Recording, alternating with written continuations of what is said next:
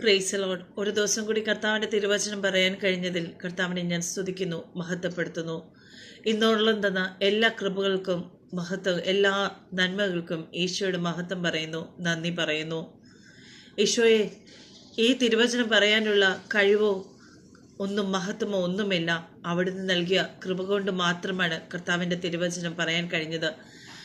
ഈ തിരുവചനത്തിലൂടെ നിങ്ങളെല്ലാവരും അനുഗ്രഹിക്കപ്പെടുവാൻ പരിശുദ്ധാത്മാവ് നിങ്ങളെ സഹായിക്കട്ടെ എന്നും കൂടി പ്രാർത്ഥിക്കുന്നു. പരിശുദ്ധാത്മാവിൻ്റെ സഹായത്താൽ ഈ വചനം ഗ്രഹിക്കുവാനുള്ള കൃപ അവിടെ നിങ്ങൾക്ക് ഒരുക്കി തരട്ടെ എന്ന് കൂടി പ്രാർത്ഥിക്കുന്നു. ഇന്നത്തെ തിരുവചനം ഇയ്യോബിൻ്റെ പുസ്തകം 22-ാം അധ്യായം 27 മുതൽ 29 വരെയുള്ള തിരുവചനം. നീ അവനോട് പ്രാർത്ഥിക്കും, അവൻ നിന്റെ പ്രാർത്ഥന കേൾക്കും. നീ നിന്റെ നേർച്ചകളെ കഴിക്കും. നീ ഒരു കാര്യം നിരൂപിക്കും, അത് നിനക്ക് സാധിക്കും. നിന്റെ വഴികളിൽ വെളിച്ചം പ്രകാശിക്കും.